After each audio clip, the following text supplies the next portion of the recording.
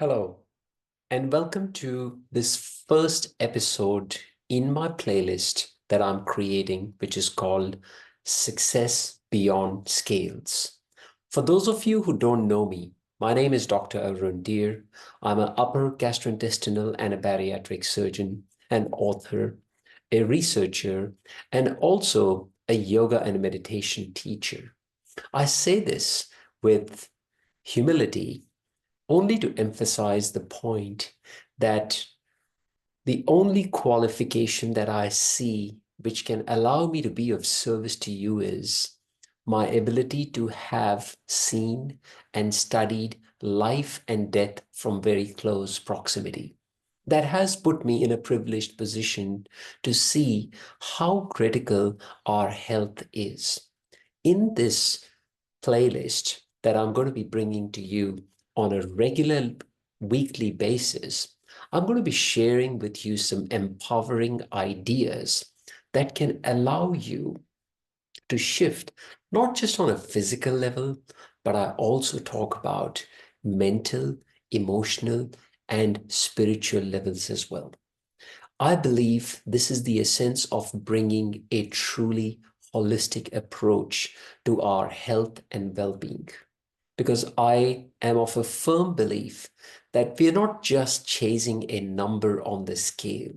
We are human beings who are wanting to live fulfilled lives. So, with that background, in this episode, I'm going to be talking to you about some of the key foundational aspects of this program. Please allow me to share my screen so that I am able to convey my point a bit better. So, what I'm sharing with you at the moment is essentially the program that I have created, which is called Success Beyond the Scales. The whole purpose of this program is to provide you with empowering strategies for lasting weight loss success. As I said, by way of introduction, my name is Dr. Arun Deer. I have been in the space of medicine and mainstream medical and surgical practice for over 3 decades now. I'm fortunate to be able to be a part of various organizations that allow me to relay this message in a meaningful way. My disclaimers are that I have got paid programs and also products available online. However, I often say this, and I'll say this in this video again, that please take the best and leave the rest. This is not medical advice. This is not a substitute for therapy. So please discuss your medical situations with your medical providers before you make any changes. Ultimately, my goal is to provide you with empowering information that can create change. As I mentioned to you, that I've got several books that are available online. If you feel that they resonate with you and they can provide you with the necessary information to create a meaningful shift in your life, please go ahead and buy them from whichever is your favorite source, including my website. I also run a charity foundation, which is called Circle of Life Foundation, which allows me to bring a meaningful change in the lives of underprivileged kids in various localities across the globe through education. I believe education is a very important tool which can create transformation. I'm also excited to share with you the latest edition of my book, Happy Gut, Healthy Weight, which is going to be coming in the market very soon. And I will come up with an offer to share this with my audience in the near future. Friends, the reason why I believe it is really important for us to understand these concepts that we're going to be delving in is that we are all seeking change. I often say that if there is any constant in this world, that is change. Change is always happening. The challenge is that most of us encounter change through either a crisis or by chance. And my invitation to you is, why not embrace change as a matter of choice? This is what I often say that for things to change in your life, you will have to change things in your life. This is not a clever play on words. It is really something that we have to understand, that external things cannot change unless we change ourselves.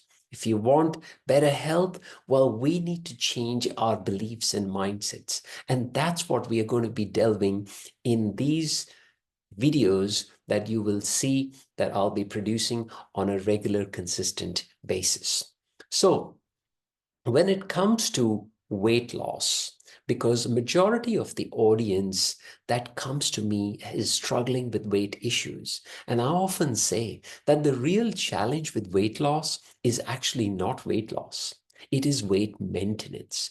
There are so many patients, both men and women, that I come across who have lost weight in the past. They have just struggled to maintain it.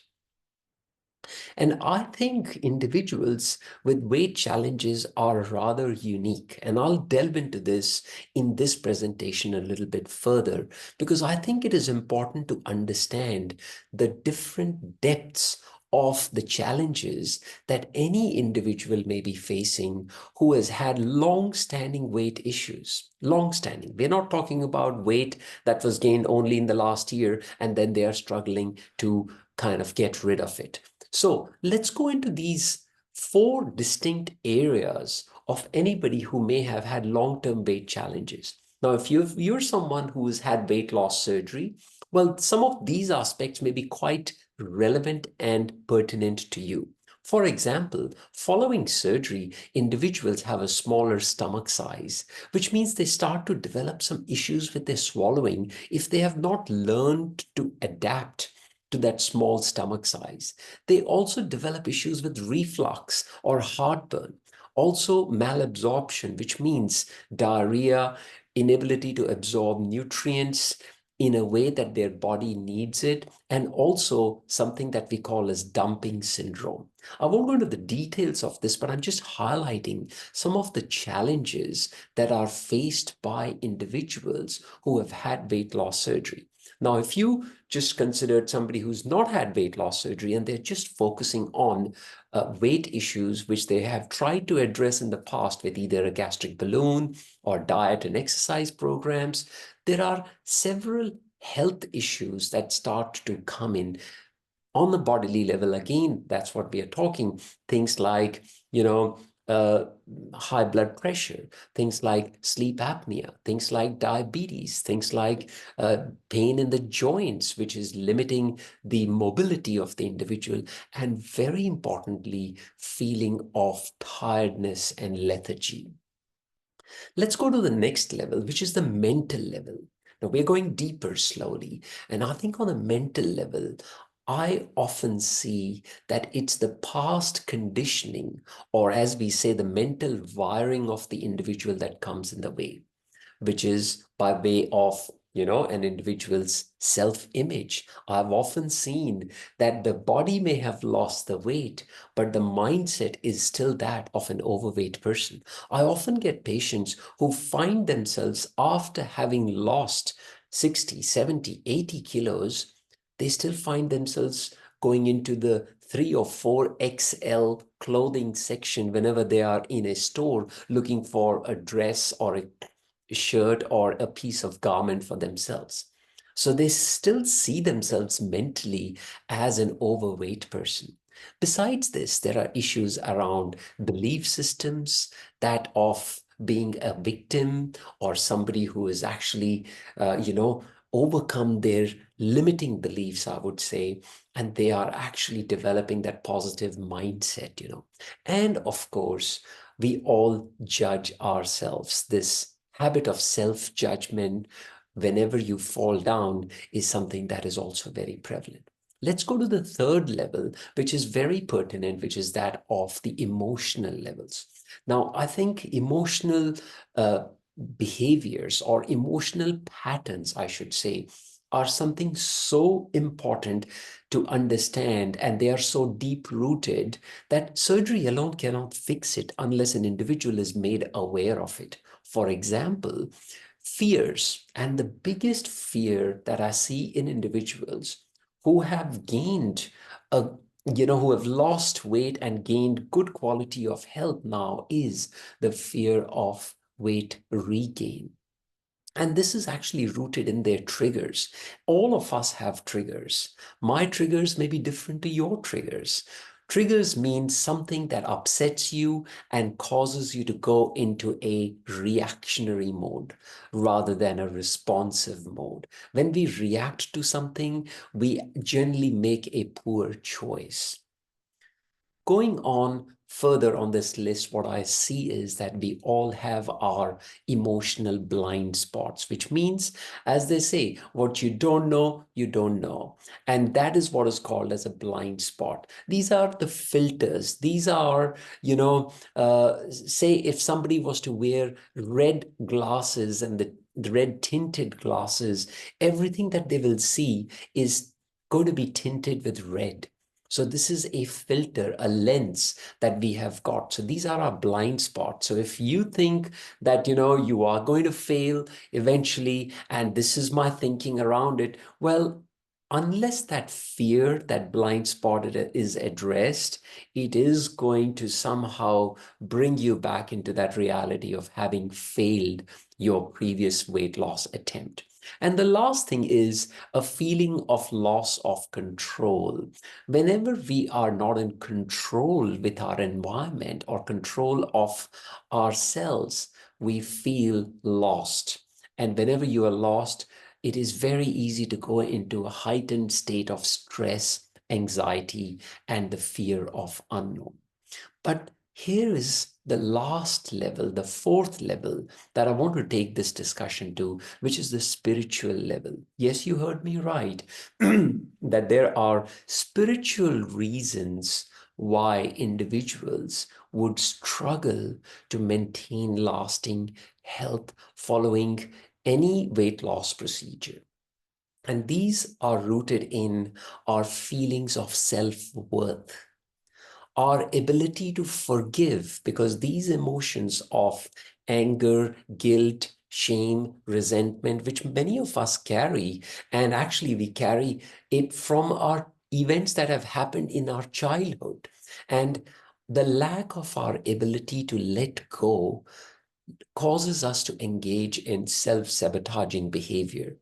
And all of this impacts our ability to develop resilience, which is deeply linked to our ability to find a purpose. Several medical studies show, especially in cancer survivors, that individuals who do not have a purpose, who do not have a desire to do something in life, will generally fall back into their old thinking patterns and behaviors. So with that background, let us talk a little bit about how do we start to navigate this? Because it seems like a very convoluted journey, but my job as a health practitioner, as a surgeon, and also as somebody who views health and wellness from a holistic perspective is to provide you with a roadmap, provide you with something which I call as a blueprint. And it is a journey to achieve peak health. Now, you might say that, oh, peak health sounds like a really, like an ideal goal, but I don't think I can achieve it. Well, I want you to not feel overwhelmed or scared. We will take small baby steps in this video series, but I want you to understand that without a plan or not having a plan is planning to fail. And I truly believe that if you have a plan to achieve your health, which is your first wealth, you will start taking small baby steps to actually achieve it. And you will not only achieve it, you will maintain it as well. I want to say that why is health important to you? I want to ask you this question. And I have come to this conclusion that all of us are seeking these three things, all of us. One is joy, second is peace, and third is freedom. All of us want this in some shape or form in our lives. And the three key ingredients, how we can achieve it is through health, wealth, and relationships. If you have health and if you don't have the other two, wealth and relationships, well, life starts to lose its meaning. And the same holds true if you have got health, but and wealth, but you don't have relationships, which means nobody to share it with, nobody to, enjoy it with. Well, then again, it starts to lose meaning. So that's where it starts to impact on our ability to have joy, peace, and freedom. So with that background, I want to begin by saying this quotation from Thomas Carlyle, who said that he who has health has hope, and he who has hope has everything. I believe the way I read hope is my ability to bounce back, my ability to see that, what they call the silver lining against a dark cloud. Because whenever anything negative happens, most of us tend to go into a tailspin. Most of us tend to plummet. We go into a deep, dark space and we think that we are not worth it. We feel hopeless and helpless. And that's where confidence comes in, our own confidence in our own self-confidence or self-esteem, which is an even better word, is something that is deeply ingrained in our ability to see hope in situations. So, tying all of this to our current scenario of health, which is our first wealth, if we see what is happening across the globe, we see that chronic illnesses are the top killers in our society. Whether you name it like diabetes, sleep apnea, cancers, cardiovascular diseases are the top killers in our society. And that is linked with the amount of healthcare budget that is ever increasing that we are seeing in our economies. You can see over here, America is spending about 17.7% of their GDP. Australia is spending about 8.9% of their GDP. Smaller country, but these are huge numbers running into trillions of dollars. So it is a significant thing. And you know what? Here is the interesting thing that I've found is that at the root of all these communicable diseases is obesity. If you lose weight, your diabetes gets better. Your sleep apnea gets better. Your high blood pressure, which is the highest risk factor associated with cardiovascular conditions, gets better. You just have more energy. You move more. I also recognize that it is easier for me to say that losing weight helps with all these conditions. But losing weight is not easy because, as you can see in this slide, that it is a deep-rooted problem. But I think if we start to appreciate the impact this is having on our physical, mental, emotional, and spiritual spaces and aspects of our personality, we will start to approach this with renewed enthusiasm. And that's my whole premise, that why not inform ourselves in such a way that we take this information and create lasting transformation. And that is what peak health is about. Peak health is not just becoming a person who can fit into that dress that you had bought for a special occasion.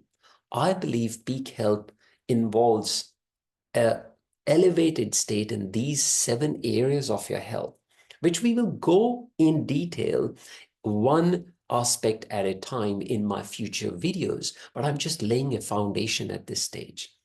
It starts with your physical health, then goes to your mental health, then spiritual health. Financial health is critical to your overall health and well-being.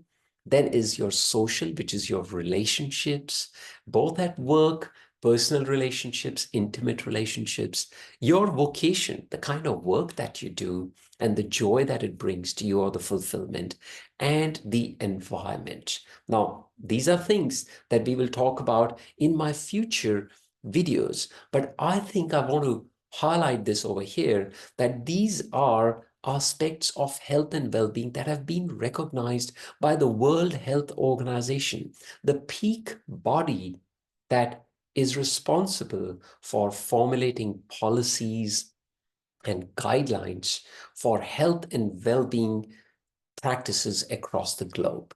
So, with that background, what I want to say is that my goal in the next 7 videos that I will be presenting, 1 video per week, will be to share with you the 7-step healthy habits blueprint. This is something that will allow you to achieve lasting success beyond the scales. And this is where I believe that when you embrace these strategies with baby steps, small steps, and that's how I'm going to be presenting it to you with evidence, you will start to see small and tangible changes in your life. I will just urge you to do one thing, that if you're enjoying these videos, please have a notebook with you. And please make sure that you are taking notes. Please make sure you are engaging. Write your feedback, put in your content so that I'm able to address those questions or concerns in my future videos. So I hope you enjoyed this.